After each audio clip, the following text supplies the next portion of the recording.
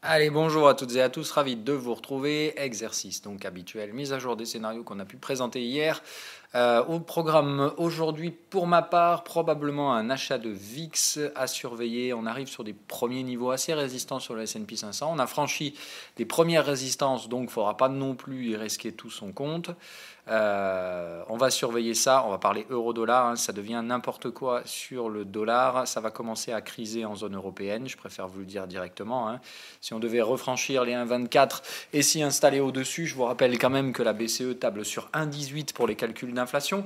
Ça voudrait dire qu'il serait pratiquement 5% au-dessus au moins en termes de valorisation de l'euro-dollar, qui a quand même un impact assez conséquent dans les targets inflationnistes en zone euro.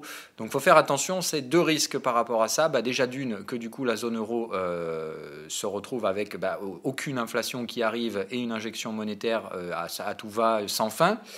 Et surtout, le gros problème, c'est que malheureusement, côté américain, on va se retrouver avec une inflation galopante, totalement hors de contrôle de la Fed, puisque si le dollar chute, vous savez ce qui se produit au bout d'un moment, c'est une inflation galopante. C'est-à-dire que si le dollar se met à briser les supports mensuels qu'on va regarder, franchement, en dessous, il ne se passe plus rien. C'est-à-dire le dollar perd sa valeur et c'est une inflation des valeurs en dollars qui va être complètement stupide, c'est-à-dire qu'on aura une hausse parabolique des actifs en dollars qui perdront en fait toute valeur et tout intérêt par rapport aux autres devises. Voilà. Donc on verra, hein, toujours dans la currency war, on va dire. Donc le principe, c'est de savoir si l'économie américaine, qui est à bout de souffle, hein, les datas commencent déjà à montrer des signes de ralentissement de l'économie américaine, donc c'est déjà très mauvais signe. Si les actifs boursiers continuent de monter, ça ne peut se faire que parce que le dollar perd sa valeur. Hein. Donc ça, je vous l'ai toujours dit, attention à ce triptyque-là. Moi, je défends toujours des ventes indicielles, enfin des ventes d'actions américaines, en tout cas de ne surtout pas les acheter et de commencer à tenter des ventes. Par contre, si ça devait partir en couille, il ne faudra pas rester vendeur, parce que les valorisations vont devenir complètement folles. N'oubliez pas que si vous vendez des actions américaines, vous vendez en dollars. Ok, et vous vous retrouverez niqué en bout de chaîne parce que les valorisations, si elles explosent à cause de la baisse du dollar, vous l'aurez dans le baba.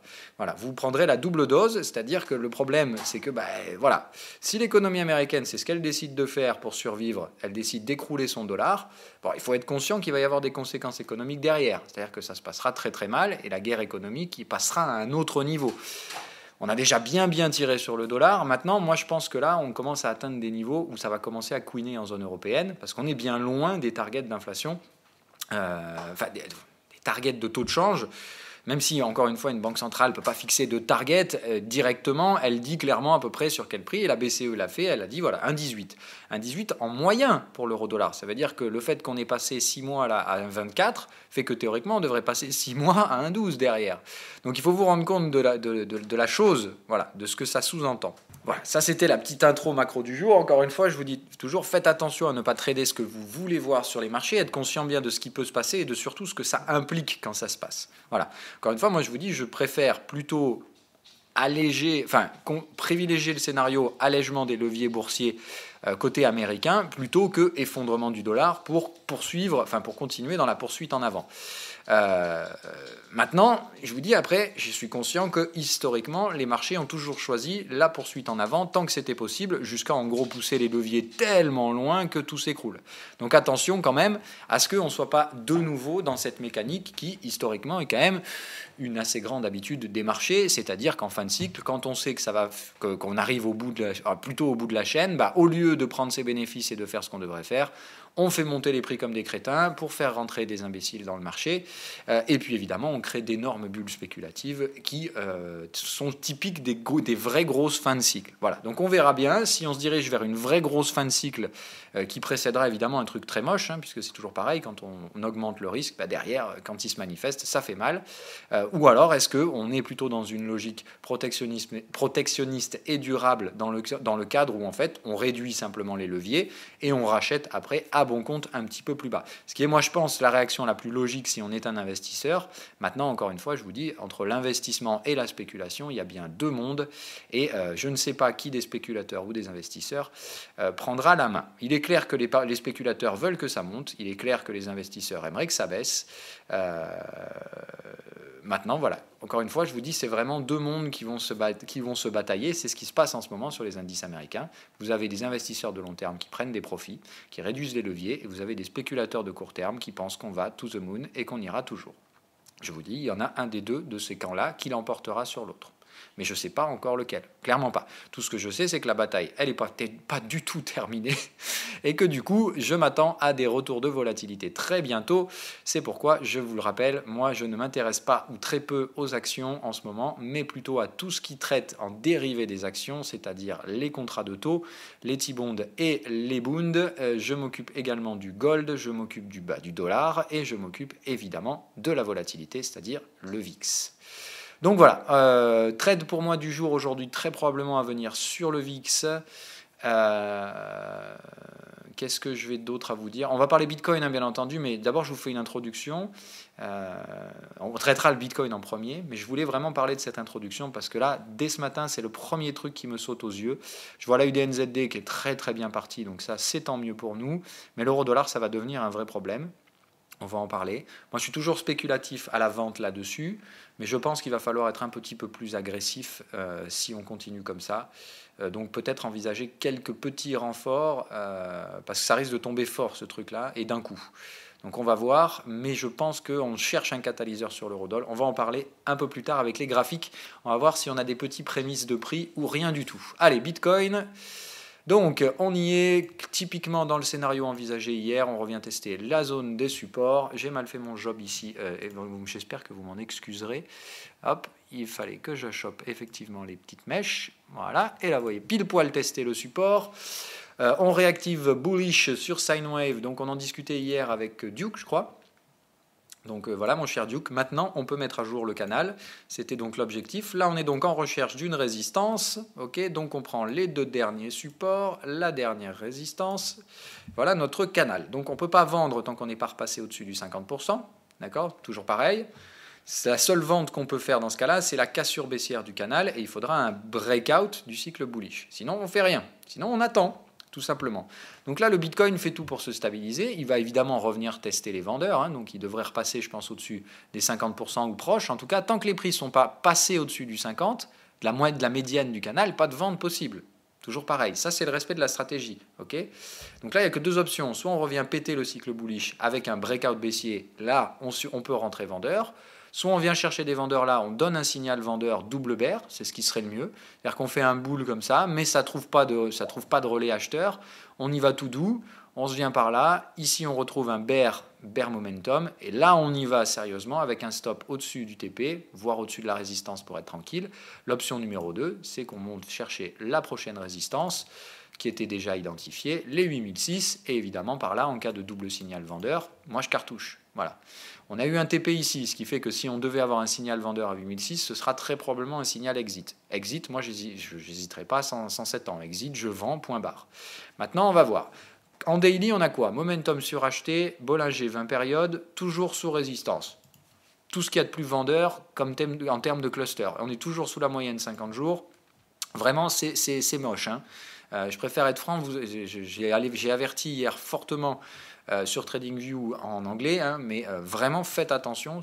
Ce marché, il n'est pas boule du tout. Hein. Voilà, quand vous êtes sur de la volatilité haute 20 périodes, mais toujours sous une moyenne 50 jours, que vous n'avez toujours pas franchi une résistance et que vous avez gaspillé tout le gasoil que vous aviez dans le réservoir en épuisant votre momentum, c'est plutôt mauvais signe.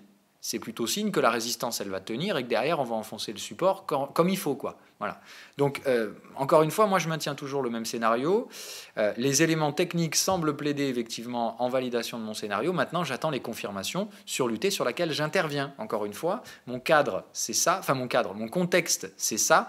Mon cadre technique, c'est ça. Ce cadre technique n'est pas encore vendeur. J'attends simplement qu'il le devienne pour passer sur des positions avec plus de conviction. On est bien d'accord jusque-là, pur respect de la stratégie. Le contexte, c'est ce que vous tradez, enfin c'est l'idée que vous tradez, c'est la projection que vous faites dans le marché. Le time frame sur lequel vous agissez, c'est le cadre technique et le signal de trading. Et ça, évidemment, il faut respecter ces deux conditions. Le cadre technique n'est pas encore vendeur, les signaux ne sont toujours pas vendeurs. Donc on attend. Vraiment, on attend. Ça reste un trade spéculatif, jusqu'à ce qu'on ait des signaux vendeurs. Quand on aura des signaux vendeurs, on pourra se projeter effectivement sur des cassures de support. Donc voilà, pour la partie Bitcoin, pas de grande nouveauté. Donc à surveiller, je pense aujourd'hui faire deux choses.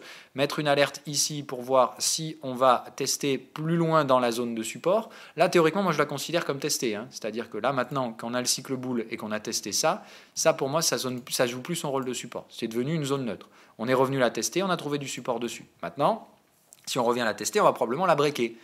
Et là, c'est là où ça deviendra intéressant. Parce que là, si on break ça, là, théoriquement, on se prend l'amplitude qu'on a balayée au-dessus.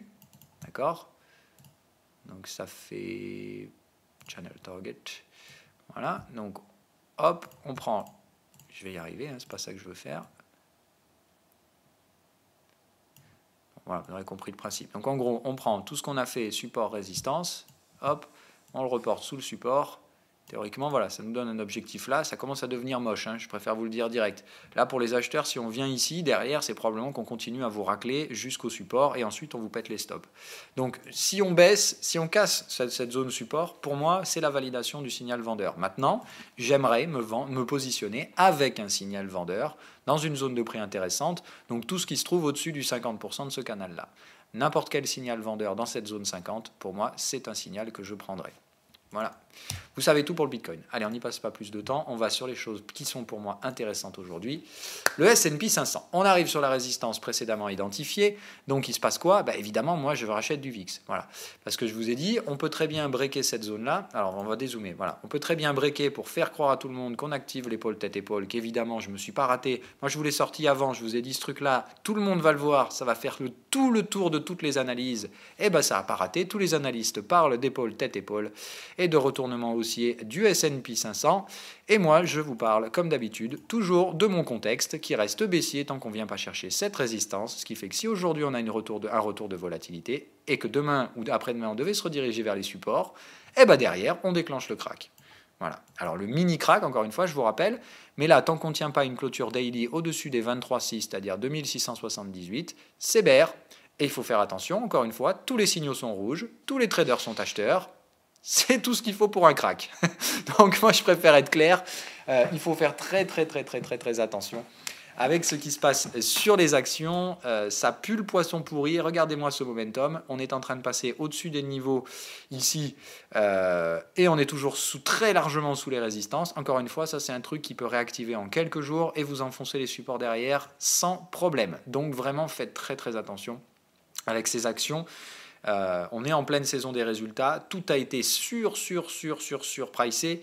La petite baisse du S&P c'est bien, mais ça a fait tomber les PER sur une zone de 21-22, je crois, que je vous dis pas sous réserve de vérification. J'ai peur de vous dire une connerie là, mais il me semble avoir lu ça il y a pas longtemps. Bon bref, voilà. Enfin, en gros, on a fait tomber légèrement les PER, ça veut dire que ça reste toujours très cher dans une économie qui ralentit. Vraiment, c'est pas le combo pour avoir pour avoir des achats d'actions à la période de résultat. Par contre, pour avoir des prises de profit post-résultat, ça oui. Donc vraiment, faites attention. Pour moi, ce marché, ça sent l'injection monétaire de banque centrale qui fait tout pour que le malade ne perde pas pied. Mais vraiment, faites attention. Si ça doit tomber ce truc-là, je vous dis, il n'y a vraiment pas de support ici. Le support, on tente le support de la dernière chance. Si on y retombe, c'est 10-15% de dégringolade derrière à nouveau. Et ce serait totalement sain et normal. Encore une fois, voilà, ça ne remettrait pas en cause la tendance de long terme, absolument pas. Ça ne ferait que ramener les prix sur des zones de moyen terme, justement, beaucoup plus attractives, et simplement une réciproque à la crétinerie haussière qu'on a pu avoir ici. Revenir là, ça fait du sens, qu'on soit clair. Ça donne du sens et ça donne surtout une valeur beaucoup plus rationnelle au S&P dans le contexte macroéconomique actuel qui est franchement, on a des soft data assez inquiétantes qui laissent à penser effectivement une fin de cycle économique. Donc avoir des marchés complètement euphoriques en fin de cycle économique, ça ne peut avoir qu'un nom, ça s'appelle la fuite en avant. Et je vous le dis, ça ne peut se faire qu'au prix de taux qui explosent ou d'un dollar qui s'effondre. C'est pour ça que moi j'achète les taux, j'achète le dollar, je suis sûr d'avoir le bon candidat. Soit le dollar monte, les taux se stabilisent mais montent un peu, les actions tombent. Soit le dollar s'effondre, je me fais stopper sur le dollar, les actifs actions vont partir en parabole, mais alors les taux vont dépasser les 3,5 voire 4%, donc je serai sûr de me gaver sur quelque chose. Voilà, c'est le simple truc. Le seul truc que je ne trade pas, c'est les actions. Je ne les traite pas, même si elles montent. Si elles partent en parabolique, je ne ferai pas partie du mouvement parabolique. Par contre, il est clair que je serai à l'achat des taux et avec encore plus de levier que j'en ai pour l'instant. Voilà. Et que j'achèterai du gold. Hein. Alors là, c'est clair. Moi, si on monte en parabolique sur les actions, ce sera achat de gold, achat de taux. Je laisserai s'effondrer le dollar et je laisserai monter les actions en parabolique. Et évidemment, une fois que ça plafonne sur les actions, short qui peut, et on partira pour un vrai gros crack cette fois, c'est-à-dire 60% minimum de perte de valeur à envisager derrière. Mais ça, c'est voilà, purement théorique. Allez, on continue sur les choses intéressantes. Donc voilà, du coup, les indices actions européens ne m'intéressent pas parce que toujours pénalisés par le taux de change euro-dollar, dont on va parler juste après. Donc VIX, voilà, on arrive sur le scénario. Pour moi, donc prise de profit des vendeurs, c'est bien, mais on a toujours un marché qui reste bien soutenu. On arrive sur un support, il me semble logique qu'ici on retrouve un peu de volatilité, on est bien survendu au niveau du momentum, des signaux de fin de tendance ici de type exit, et on a un petit support à aller tester légèrement plus bas. On se situe effectivement dans une zone qui pour moi fait du sens, c'est-à-dire ici, je pense qu'acheter du VIX, c'est plutôt intéressant. Voilà. Pour ne pas dire en fait là maintenant, voilà, on est sur la target de ce TP, on est bien à l'approche d'un support. Là, il fallait glisser dessous, c'est ce qu'on a fait ce matin. Je dirais aller légèrement plus bas pour le VIX, et encore, moi honnêtement, là je vais aller en acheter tout de suite. Et il va de soi évidemment que je reste spéculatif, c'est-à-dire pas de levier. J'achète la zone d'achat parce que j'ai une confiance dans cette zone d'achat. La validation se fait par le franchissement d'une résistance, c'est-à-dire qu'il faut repasser au-dessus de ça. Voilà. Il faut repasser au-dessus de 17,2 pour pouvoir considérer ce trade comme valide, éventuellement considérer des renforts. Les objectifs sont extrêmement faciles à voir. On tracera donc un canal. Une fois que le bottom sera validé, toujours, hein, là on est toujours en train de baisser, donc là vous ne pouvez pas tracer de canal haussier, enfin de canal à partir des supports. L'objectif sera donc de faire ça ensuite. Hein, voilà. Okay, et l'objectif sera donc de prendre son profit au contact haussier du canal et de garder évidemment un solde en cas de démarrage pour un crack. Si on devait partir pour un crack côté américain, on sortira du canal par le haut. Donc il faudra garder un petit levier acheteur, je pense, sur le VIX, même si pour ma part, il y aura probablement 75% de prise de profit sur ce haut de canal ou n'importe quel signal vendeur qui pourrait se réactiver entre-temps. Voilà, donc celui-là, il reste spéculatif de canal, je vous le rappelle. Donc il faut d'abord trouver le bottom pour valider ça, c'est-à-dire trouver un support ici, se remettre à casser des résistances pour pouvoir dessiner ce canal. Mais moi, je suis un trader par anticipation, donc comme d'hab, je vous donne les trucs avant que ça se passe, pas après. Après, ça sert plus jamais à rien. Allez, les taux, voilà. Donc hier, j'ai pas trop compris pourquoi on a eu repli des taux, mais j'ai compris en regardant mon graphique daily. Donc on est bien en train de matérialiser la résistance qu'on va céder. Hein. Donc le but, c'est toujours pareil, on marque un niveau, puis on le démonte. Donc là, l'objectif, c'est bien évidemment de marquer le niveau technique en résistance ici dans la partie haute du canal. Probablement un petit maintien dans cette zone pendant quelques jours, et puis derrière, boum, on aura l'extraction haussière des taux. Qui sera évidemment pour moi un bon gros gavage en bonne et due forme. Voilà. Maintenant, il faut garder un momentum haussier. Il est clair que là, il faut des stops. Hein. C'est-à-dire que moi, maintenant, sur les contrats de taux, on a fait un break haussier, on l'a validé. Il me semble totalement normal que là, on aille chercher au moins un cycle TP un peu plus haut. Donc, je dirais aujourd'hui, hop, on monte, on vient chercher au moins 100%. Et je dirais, voilà, 2,90 me semble une zone intéressante pour prendre un profit partiel sur les taux. Et après, on rachète si ça va plus haut, si ça casse la résistance. Mais je pense que sur cette zone-là, là, voilà, des 2,90, il faudra quand même, je pense, réduire légèrement la voilure pour ma part. Voilà. Donc je pense que ça va prendre encore quelques jours, mais hop, on devrait commencer à sortir du canal. Mais vous voyez que la volatilité à 20 périodes, là, ici, elle est en train de se contracter. Ça veut dire qu'à mon avis, on va travailler un peu la zone d'abord, et ensuite, on aura probablement une extraction haussière. Donc moi, je vais accorder mes violons à ce risque qui arrive. C'est-à-dire que comme ici, on a bien un breakout haussier qui s'est validé, ici, on devrait trouver un cycle TP. Donc je m'exécuterai en fonction de ce cycle TP, c'est-à-dire que je sécuriserai les achats, je remonterai les stops, et ensuite, si ça casse, je remets, si ça retombe, je renforce, et tout simplement. Ok ? Voilà. Même chose sur les taux à 10 ans allemands, hein, je reste à l'achat, il n'y a pas d'inquiétude. Je ne fais pas de prise de profit partielle, mais je vous rappelle que j'ai pris un tout petit achat sur ce support. Je garde un peu de levier pour un support inférieur à 0,445. Je pense qu'on peut aller éventuellement chercher cette zone de prix, éventuellement. Maintenant, je reste à l'achat quoi qu'il arrive. Hein, voilà. Et si on s'installe à la hausse, je ne vois pas de raison de ne pas rester dans le train. Le gaz, ça tente encore une fois de nous invalider, tout ce merdier, mais pour moi on a dépassé la target, donc ici c'est probablement un cycle bullish qu'on vient chercher, donc on vient chercher des acheteurs, il faut maintenant repasser au-dessus de ça pour vraiment valider une belle tendance, mais je vois pas je ne vois pas de contre-indication. Ce que je vais vous faire noter par contre, c'est regarder la volatilité à 50 périodes qui s'est complètement écrabouillée après un énorme mouvement de volatile comme ça. Ça ne dure jamais bien longtemps. C'est-à-dire que là, on comprime, mais derrière, il y a un mouvement directionnel qui va se produire, à mon sens, clairement à la hausse. Maintenant, je peux me tromper, donc il faudra évidemment des niveaux d'invalidation. Tout plaide plutôt pour des mouvements haussiers, mais attention à ne pas vous faire attraper. Si jamais ça doit repartir au sud, il faudra sortir. Mais je surveille le gaz, ça me semble pour moi bien parti. Là, franchement, je vais prendre un gain de bâtard si jamais ce truc-là décolle. Et puis alors, si on s'amuse à faire du 20% de hausse, je vous raconte pas le délire, hein. Voilà, donc on verra. Moi, je risque pratiquement plus grand-chose sur la partie gaz. Maintenant, j'aimerais voir les prix valider les mouvements prédits par les indicateurs, c'est-à-dire la poursuite des breaks haussiers. Je veux voir des acheteurs rentrer dans ce marché, je veux voir des résistances sauter. De toute façon, il faudra vraiment passer au-dessus de ce signal-là pour avoir un vrai sentiment haussier. Et là, derrière, au-dessus, je vous dis, il n'y a tellement pas de frein que je vois difficilement un prix à côté avant 3,20.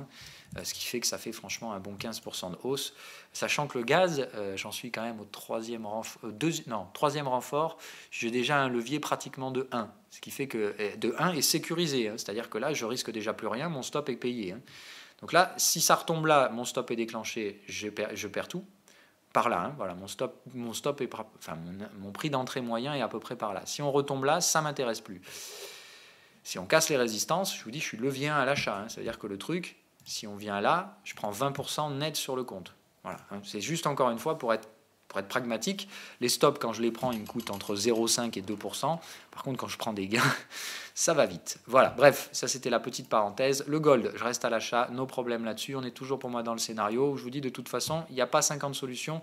Si le dollar US s'effondre, c'est le gold qui s'envolera. Je suis sûr d'avoir le bon candidat. Hein. C'est-à-dire que c'est un peu stupide. Je suis à la fois acheteur de dollars et acheteur de gold. Mais je suis sûr d'avoir le bon candidat. Je ne sais pas lequel des deux va faire le con, enfin lequel des deux est le menteur, mais il y en a un des deux qui va exploser à la hausse. Voilà. Il se peut qu'on ait les deux, hein, d'ailleurs. C'est tout à fait possible. Mais on verra bien tout ça. Allez, l'euro-dollar. L'euro-dollar. Voilà, donc ça, no comment. Hein, on franchit la résistance qu'on avait matérialisée l'autre jour. Donc moi, je suis en train de repasser en perte hein, sur les ventes euro-dollar. Je ne comprends pas spécialement ce qui fait qu'on franchit cette résistance. Voilà, il y en a une autre ici, hein, on l'avait noté à l'époque. Donc on a un petit bout de résistance ici. Je vais faire le travail plus précisément. Je vais aller chercher, hop, au volume profile.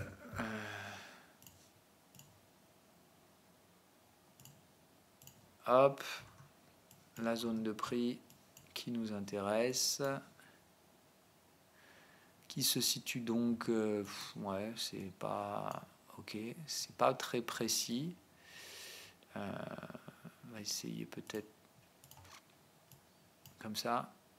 Voilà, là c'est mieux. Donc la zone de prix pour moi sera plutôt à 24,17. Donc la prochaine résistance à aller tester sur l'eurodoll. Ok. Hop, hop, hop. Donc celle-là est franchie, on s'en fout. Du coup, celle-là, elle est passée. Donc prochain niveau à aller tester, c'est ce que va chercher l'eurodoll. Je veux le voir se cartoucher ici. Hein. Il est hors de question qu'on dépasse cette résistance-là. Il en restera plus qu'une derrière et on n'a rien à aller faire là-haut. Mais vraiment, vraiment rien du tout à aller faire là-haut. Hein. Vous voyez que là, il n'y a pas de zone de prix travaillée. Ici, c'est une zone qu'on a tenté d'extraire par le haut. Vous voyez, c'est un faux signal boule cassé. Donc là, ça, c'est un signe de rejet baissier. On ne doit clairement pas revenir côté cette zone-là. Hein. Donc moi, je dirais vraiment un eurodoll qui doit échouer là. En gros, faire un peu le con. On fait croire à tout le monde qu'on y va, qu'on va faire les gugules jusqu'à 1,25. On se ratatine la gueule et on part au sud. Donc voilà, l'eurodoll, moi, je suis prêt à renforcer en cas d'échec ici. C'est-à-dire que je vois bien le petit support. Hier, je vous ai dit... Voilà, j'avais tracé une petite zone par là. Je vous ai dit, si on a un signal vendeur par là, il faut y aller. Le marché a débordé complètement toute la zone, donc il n'y a pas eu de signal vendeur. On attend. Maintenant, moi, il est clair qu'un truc comme ça, je vais vendre. Mais patience, voilà, je reste pour le moment spéculatif. L'eurodoll, c'est pas possible de renforcer. Il y a de très beaux signaux vendeurs ici. Le marché n'en tient pas compte. Donc encore une fois, guerre de devises et manipulation, ça c'est clair. Je n'ai pas peur d'utiliser ces mots-là. Par contre, il ne faut pas jouer contre quelqu'un qui est plus fort que vous. Il faut pas s'acharner contre quelqu'un qui joue plus fort que vous. Voilà. Donc là, même si c'est de la manipulation, même si c'est pas normal, même si c'est malsain ce qui est en train de se passer, il ne faut pas jouer contre ça. Voilà. Je préfère être vraiment très très franc et très direct avec vous à ce niveau-là. Pour l'instant, si on reste purement chartiste, voilà ce qu'on a en face de nous, quoi. Voilà. Et ça, effectivement, on est au-dessus du canal, donc on peut trouver des ventes. Le risque, là, c'est vraiment que le truc s'envole, aille péter le sommet et sorte de ce canal par le haut. Mais dans ce cas-là, voilà. Je préfère, encore une fois, être franc. Voilà ce que ça fait sur l'UT Daily. Si on ne trouve pas de résistance ici, alors qu'on est dans le haut du canal, qu'on vient à braiser le canal, pour moi, c'est invalidation sur l'euro-dollar. Mais par contre, ça veut dire que les actifs actions partent en parabole. Ça veut dire que le dollar s'effondre par rapport à l'euro. Ça veut dire que la politique de la BCE est mise à mal. Ça veut dire qu'en fait, les traders américains prennent tout le cash de la BCE pour l'investir chez eux. Et ça ne va pas plaire à la BCE. Son rôle, ce n'est pas de financer les hausses des actions américaines. Voilà. Son rôle, c'est d'assurer la stabilité financière en zone euro. Il faut savoir que s'il se passe ça, on va avoir un DAX qui plafonne, c'est-à-dire qui ne trouve pas de financement malgré les injections mensuelles de la BCE. Donc voilà, autant vous dire, on se ferait piller littéralement en zone euro. Ça, vous pouvez être certain que sur le plan politique, ça va merder si on a un truc pareil. L'eurodoll qui dépasse 1,25, je pense que c'est vraiment le bloc occidental qui va se scinder. Voilà. Et ce sera évidemment au plus grand plaisir de Pékin et de Moscou. Voilà. Mais faites attention, ça pue la merde. Si on a ce genre de truc, ça sent très très très mauvais. Moi, je pense que là, ce qui a le plus de chances de se produire, par contre, effectivement, c'est un petit piège à la con par là. On vient juste chercher la résistance, ça reflue. Si ça reflue, évidemment, moi, que sous condition de signaux vendeurs, je serai prêt à renforcer cette résistance. Sinon, j'attendrai la sortie baissière du canal, qui me semblera être une très belle confirmation pour jouer un signal vendeur. Voilà. Donc, moi, ce qui m'intéresse, c'est de trader cette portion de prix en cassure baissière. Pour jouer donc un repli baissier, validation, entrée en vague 3, c'est-à-dire que derrière, là, dès qu'on se remet à casser des supports, c'est support sur support, et je ne vois pas de frein avant cette zone de prix. On pourra mettre des extensions, donc encore une fois, le principe c'est d'attendre qu'on ait validé ce sommet, donc on va spéculer, on part du principe que le sommet va se faire aujourd'hui, effectivement, sur la résistance. Voilà. Derrière, je pense qu'on peut tabler sans problème sur un 161%, et vous voyez que ça nous amène d'ores et déjà sur la target qui avait été précédemment anticipée. Donc ça veut dire un eurodoll qui perd, voilà, qui lâche 3 bons pourcents et qui les lâchera assez rapidement, qu'on soit bien d'accord. Ce sera plutôt du genre action de prix comme ça. Voilà. C'est-à-dire qu'en 2-3 jours, on lâchera probablement 2%, voire plus sur l'euro-dollar. Alors, pas immédiatement, rappelez-vous, on ne va pas faire tac-tac. Quoique c'est possible, on l'a fait là. Mais on risque surtout, vous voyez, de faire hop, on glisse doucement, puis on accélère d'un coup. Dès qu'on cassera ce support, la cassure du point 1, c'est là où moi je serai exposé avec le plus de levier sur l'eurodoll. Donc en gros, moi ici je spécule, là je renforce, là je passe avec le levier, et ici je commence à encaisser les bénéfices. On est bien d'accord? C'est ça le schéma, pour moi, pour l'euro-dollar. On vend le haut de canal, direction bas de canal, et ici on commence à encaisser ses gains, et on vise une sortie du canal puisqu'on sera en vague 3. On doit donc théoriquement sortir de ce canal. Donc voilà, ce sera ici encaissement des profits, ici encaissement total, et après le reste ne m'intéresse plus sur l'eurodoll. Voilà. Donc les targets pour moi seront bien évidemment donc visés à 161 dans un premier temps, et dans un second temps la zone 200-161 de l'UT, enfin du décompte supérieur, qui nous donne un 1,1850, qui me semble être une bonne target pour notre ami l'eurodoll. Voilà, donc à surveiller aujourd'hui l'eurodoll, pas de renfort sans signaux, ne vous amusez pas à trader agressif. Normalement, en tout cas moi je suis déjà dedans, donc je ne renforce plus. Maintenant, j'ai pris mon trade spéculatif, j'attends maintenant d'avoir des validations de prix pour passer aux étapes supérieures, les renforts.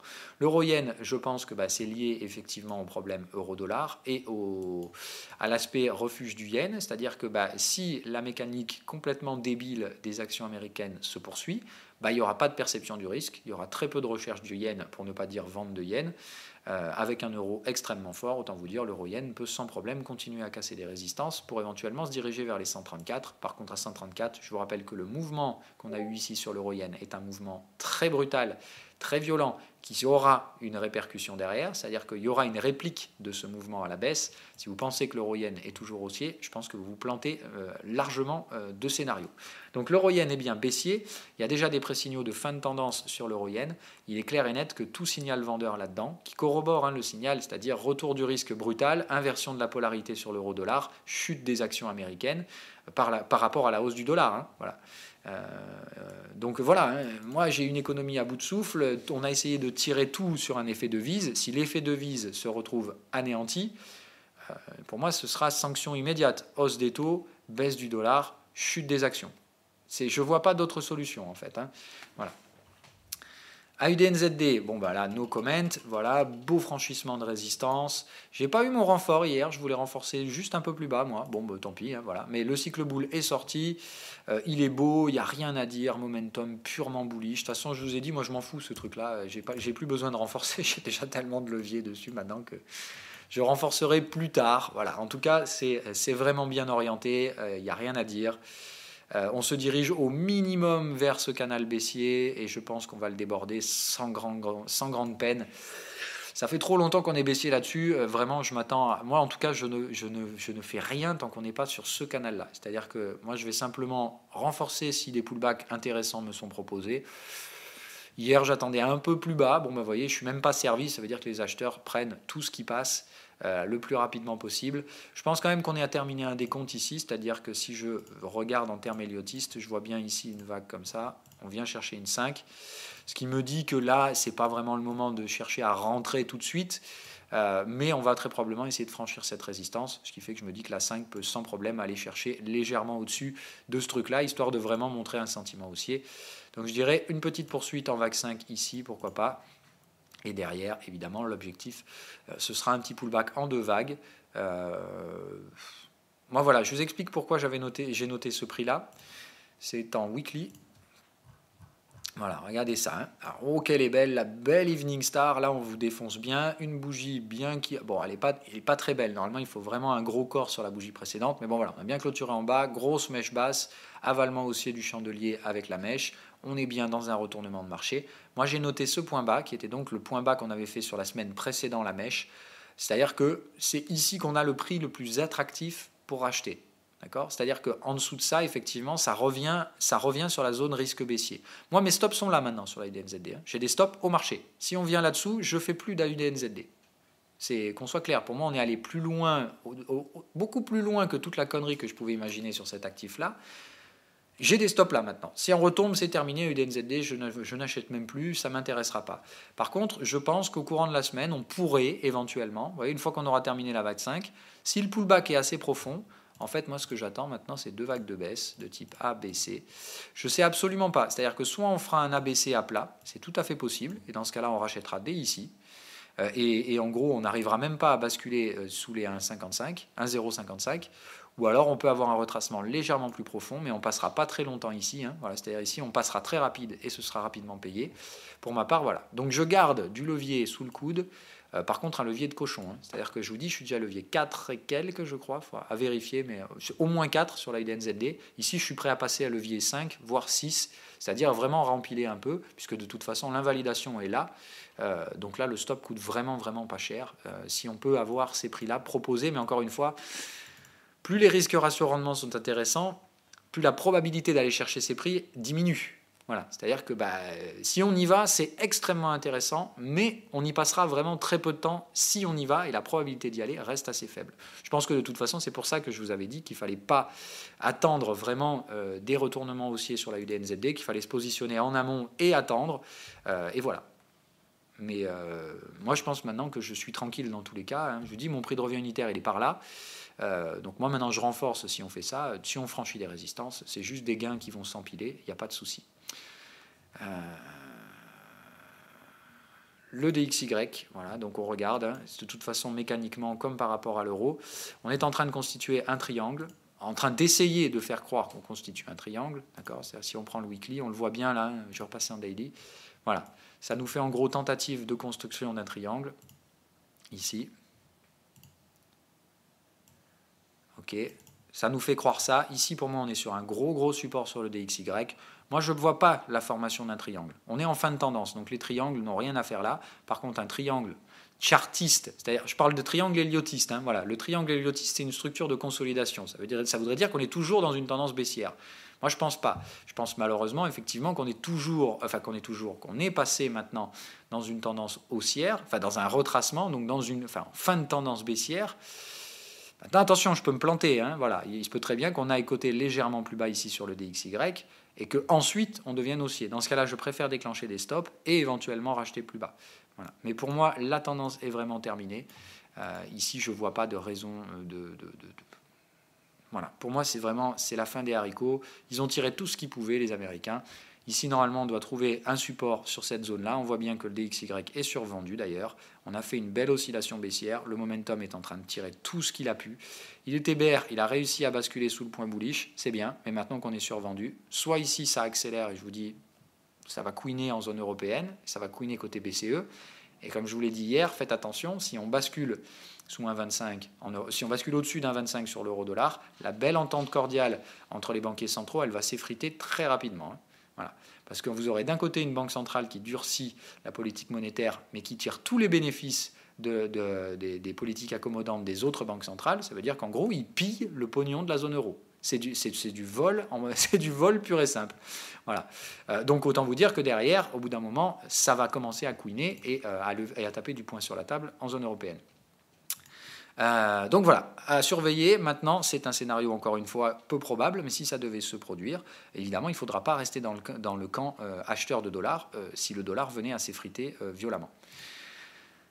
Si ça passe, l'objectif c'est de revenir tester le haut du triangle, de le casser, déborder tout ce merdier, aller chercher les targets, et puis derrière on sera beaucoup plus tranquille quand l'euro-dollar se sera mis en retracé, quand le dollar sera sorti de sa connerie baissière. Donc voilà, l'objectif c'est de se rediriger vers le haut du triangle, de le casser, enfin de ce pseudo-triangle qui pour moi n'en est pas un, hein, c'est juste pour moi vague 1, vague 2, sous-vague 1, sous-vague 2, qui prépare une 3 de vague 3, donc des cassures de résistance à l'appel derrière. Hein, voilà. C'est pour ça que je target des 161, voire 200% d'extension dans la prochaine vague. Hein. Tesla, no comment, voilà, on est sur le support, signal bear, validé, tout ce qu'il y a de plus beau, hein, no comment, ce truc-là a été anticipé, c'est revendu, je ne vois pas la moindre raison de ne pas continuer dans le train vendeur sur Tesla. Je pense qu'on ira plus bas que ça, donc légèrement plus bas, voilà, je dirais un 237, voire si les choses se dégradent, un TP2 à 200. On verra tout ça, ça dépendra des earnings, mais je pense que là, de toute façon, on va se rediriger vers le support. Pour la release calendaire, la dernière s'était produite le 8 mai. Donc on se garde, je ne sais pas quel jour c'est cette année, c'est probablement le même, hein, généralement les entreprises publient le même jour. Donc voilà, on peut se dire, le gros objectif, c'est de revenir se positionner ici sur le support, enfin proche du support, je pense, pour Tesla, avant la release. Et ensuite, la release, soit ça catalyse la cassure du support, soit on remonte.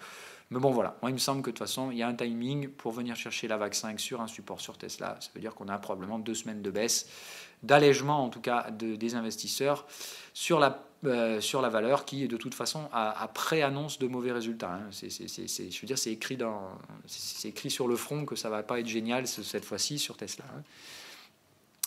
Apple, toujours en patience, mais ça va être intéressant. Voilà, on arrive là auprès de la Bollinger Haute. Le momentum est au contact de la trailline. On est bien. Je pense que ça devient intéressant, Apple. On va aller regarder en intraday ce que ça nous donne comme pré-signaux. On a un TP sur le momentum. On est en squeeze. On est bien. Moi, ça me paraît pas mal. Hein. On voit bien la structure A, B, C. On voit bien la structure ici en ending diagonal, c'est-à-dire 1, 2, 3, 4, 5. On est vraiment bien. Hein. Là, je pense qu'on va aller chercher, voir si on est sur une extension de la vague A. Normalement, on doit faire au moins... Voilà, on est sur le 78,6, on est parfait. Donc je pense qu'Apple, c'est mûr pour vendre. Donc ce sera vente Apple aujourd'hui pour ma part. On est bien sous une belle résistance. Donc je dirais vente avec ce niveau de résistance qui a déjà été testé. Donc je dirais donc, dans ce cas-là une vente sur cassure de support aujourd'hui avec un stop au-dessus de la résistance précédente. Je dirais bien là, hein, voilà. On va faire comme tout à l'heure. On va mettre un petit volume profile ici pour voir où est-ce qu'on a le plus de volume. Voilà, c'est là. Donc je dirais un stop au-dessus de la valeur. Donc alors ça, évidemment, si ça vous intéresse un jour, on fera un cours volume profile. Voilà. Qu'est-ce que...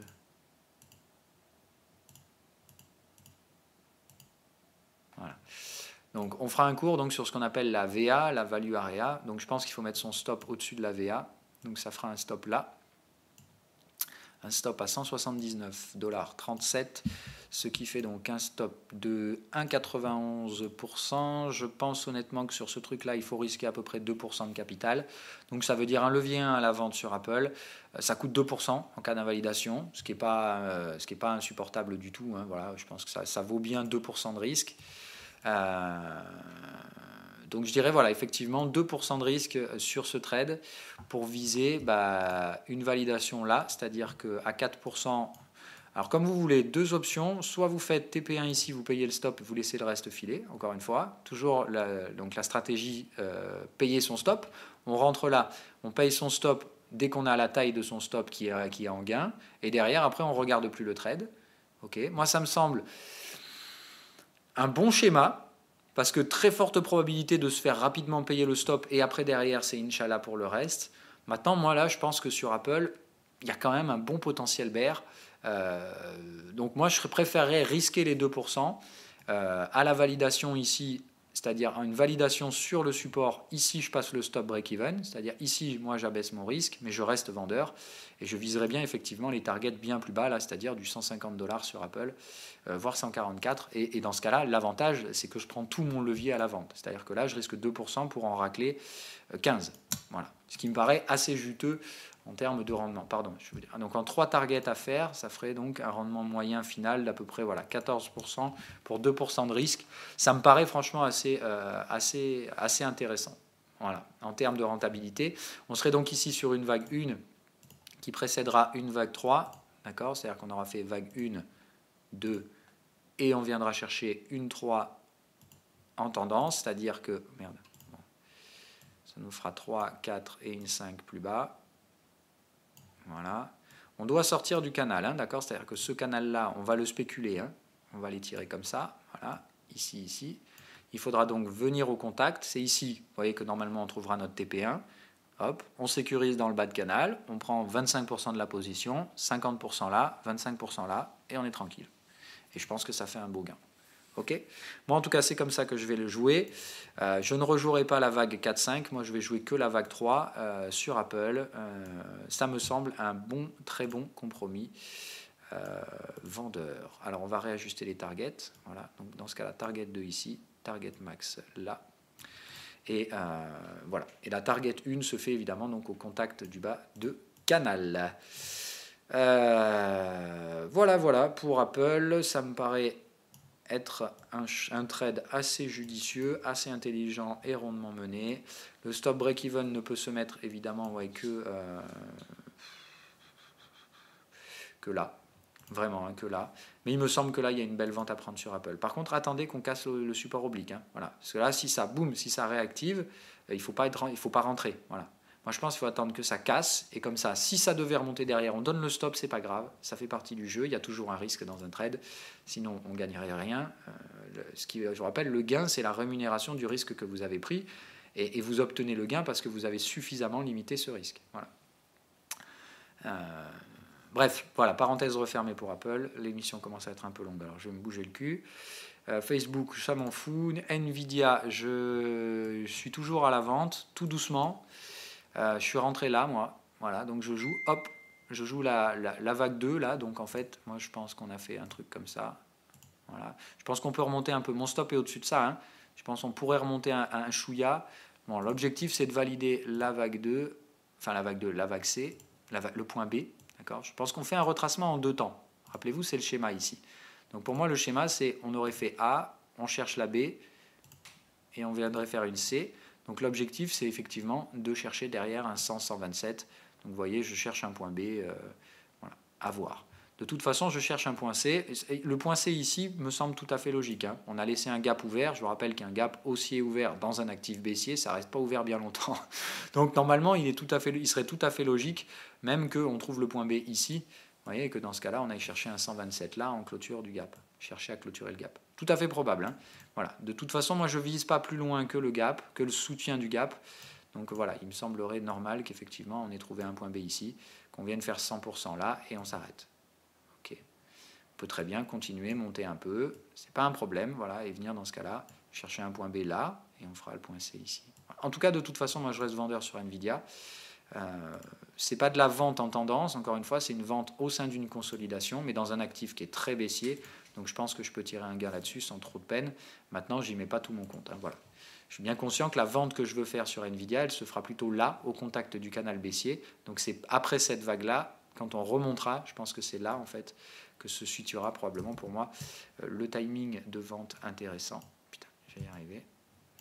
C'est pas ça que je veux faire. Voilà. On l'avait vu, hein. Ça c'était la zone technique Fibonacci, 61, 76, 4. Je vais y arriver, hein, faire ce que je veux. Voilà. Donc moi je pense que c'est plutôt par là que ça va être intéressant. Donc on attend d'avoir cette structure consolidante, on attend la prochaine vague de hausse. C'est ici que je reprendrai des positions avec beaucoup plus de conviction. Là je ne vais pas vous dire de conneries, mais il me semble que j'en ai mis pour 15 000 $. Là c'est plutôt du 25-30 000 $ que je revendrai hein, sur du Nvidia. Donc on verra tout ça. Boeing, je préfère rester pour l'instant toujours sage, même si cette action-là me fait extrêmement peur. Ça pue la vague 2 à plat qui va précéder un éclatement baissier en bonne et due forme. Encore une fois, il y a un risque très notable là-dessus. Si on se redirige vers le bas de canal, c'est probablement un décrochage de 15% sur Boeing derrière. Plus, hein, voilà, un décrochage de 25%. Maintenant, encore une fois, ça ne peut se faire que si les actions US décrochent et qu'on déclenche de nouvelles prises de profit. La question, c'est de savoir qui du rapport de force spéculateur-investisseur de long terme gagnera. C'est ce que je vous ai expliqué au début. Si les spéculateurs l'emportent, Boeing fera probablement partie des actions qui seront les plus spéculées, c'est-à-dire les plus achetées, donc les plus crétines, les plus paraboliques. Donc il ne faut vraiment pas faire n'importe quoi sur Boeing, parce que si les spéculateurs l'emportent et que vous faites du sell and hold, c'est-à-dire vous vendez spéculatif et que vous gardez la vente, vous allez vous faire dégommer la tronche. Donc il ne faut vraiment pas garder cette position-là si elle devait partir en sucette. Par contre, si elle déclenche, elle va donner un gros gain et ça tombera très vite. C'est la contrepartie. Il y a un gros risque, mais le rendement sera au rendez-vous si ça tombe et il arrivera très vite. Donc la question pour moi, c'est de savoir à partir de quand je peux suffisamment faire pencher la balance pour réduire le risque de départ parabolique à la hausse.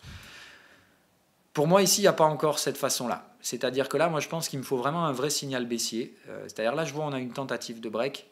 Depuis, j'ai pas de signaux vendeurs, j'ai pas de signaux acheteurs non plus, j'ai juste du bruit. J'ai des cycles neutres. Donc je m'attends à ce que, voilà, ici, on revienne tester cette résistance. Donc j'aimerais bien un petit peu plus haut. Et ici, un signal vendeur, puis une cassure de support. Et là, je pense qu'on pourra rentrer sur Boeing. Donc je vais mettre des alertes, encore une fois, Boeing. Si on devait basculer, par exemple, sous 320, je pense qu'une entrée en cassure, ici, me semble vraiment judicieuse. Mais je pense qu'on peut revenir tester ce prix. C'est-à-dire qu'il ne faut pas vraiment rentrer nécessairement en cassure. Je pense qu'il faudra en fait venir là et attendre que... Voilà, je vous donne mon scénario, encore une fois, en avance. Si on vient ici, c'est-à-dire mettez l'alerte, moi je vais même la mettre un peu au-dessus, pour des raisons que je vais vous expliquer. Je vais la mettre là. Si on revient côté ce prix, c'est-à-dire 323, si on revient chercher 323 $, attendez 21h59, c'est-à-dire juste avant la clôture du cash américain. Si la bougie daily vient clôturer sous 320, c'est-à-dire sous ça, je pense qu'il faut vendre. Overnight. Parce que très probablement le lendemain matin, ce sera gros gap baissier. Parce que je vous rappelle qu'on a fait une vague 1 ici, non étendue. Ça, ce serait une vague 2 à plat. Quand on a cette structure-là, vague 1 non étendue, structure 2 à plat, généralement la 3 est étendue et elle commence par un gap. Un gap baissier qui ne sera pas refermé. Donc je pense que s'il y a repricing de cette zone-là et clôture daily ici, ça sentira très mauvais pour Boeing et je pense que le lendemain matin on risquera le gap baissier, c'est-à-dire l'ouverture sous le support et le flux baissier dans la foulée. Donc pour pouvoir bénéficier du gap et être tranquille, parce que l'avantage c'est que si vous vendez là, le lendemain matin si ça gap ici, vous mettez stop break-even et vous ne regardez plus rien et vous laissez tomber. Si ça tombe, c'est banqueroute, vous allez vous gaver. Si ça remonte, fermez le gap, vous savez qu'on n'est pas dans une vague 3 et dans ce cas-là, vous vous faites chasser mais vous n'avez rien perdu. C'est ça l'avantage, quoi. Voilà. Donc moi je pense que c'est ça la stratégie la plus intelligente à faire sur Boeing. General Electric ça retombe un peu mais on vient tester le support, on revient clôturer le gap, c'est pas très grave. Encore une fois on est dans un actif qui joue une consolidation, refermer le gap c'est pas la fin du monde. Voilà. On est quand même sur un actif qui est plutôt pas trop mal orienté. Par contre, ouais, non, j'ai pas vu, on a un double signal bearish en fait. Pas génial. Pas génial du tout. Bon, General Electric, je vais peut-être sortir de là en fait. Le fait qu'on clôture le gap, ça me plaît pas tant que ça. Surtout le fait qu'on donne un bon gros double signal vendeur. Là, il y a la totale, hein. Il y a la confirmation de prix, le signal bear, le surachat au momentum. Normalement, là, c'est moche. Donc, je pense que je vais sortir de General Electric. Je suis encore en gain, là, hein, je pense. On va voir cet après-midi. Vu que les futurs sont à la hausse sur les marchés américains, il est possible que ça réouvre en hausse, General Electric cet après-midi. Donc je vais surveiller. Mais pour moi, il y aura invalidation sous le plus bas de la journée d'hier. Hein. C'est-à-dire que voilà, là, si General Electric aujourd'hui casse le plus bas de la journée d'hier, c'est-à-dire passe sous 13,23, je pense que je déclenche un stop. Un stop gain, du coup, hein, puisque je crois que j'ai un prix d'entrée à peu près par là. Il me semble que c'est 13,11 mon prix. Donc voilà, je préfère sortir en très très léger gain, mais ne pas continuer à jouer des hausses là-dessus si on devait effectivement casser le plus bas aujourd'hui. Voilà. Ça veut dire que très probablement ici on part vers une consolidation étendue et donc aller plus bas. Dans ce cas-là, il me semble que ce support sera probablement cédé. Il me semble normal maintenant qu'on se dirige vers les résistances si on veut retrouver un sentiment de retracement. Si on continue à rechercher les supports, c'est qu'il n'y a pas assez de soutien acheteur et il faudra probablement aller plus bas dans ce cas-là. Voilà. D'ailleurs, les publications de General Electric, ça arrive le 20. Ouais, le 20. Donc là, très bientôt, on va avoir General Electric. On va regarder ce que c'est par rapport. Ok, donc on attend un résultat positif. Donc c'est bien, on attend un résultat positif pour General Electric. Autant vous dire, ça fait longtemps que c'est pas arrivé.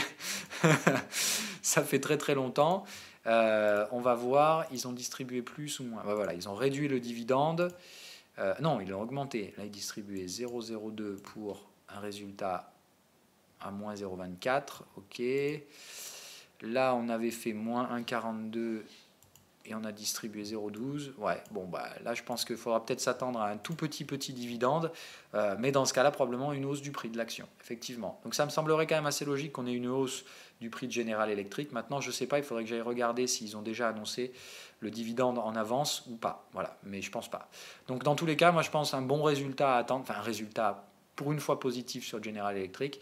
Si le résultat est positif, normalement le prix de l'action doit retracer, c'est-à-dire rechercher des résistances. Et après on verra en fonction de l'annonce du dividende s'il sera pour moi ou non intéressant de rester positionné ou de sortir tout simplement et d'encaisser le gain. Mais théoriquement, General Electric, c'est plutôt une appréciation haussière qui devrait se mettre en place. Voilà.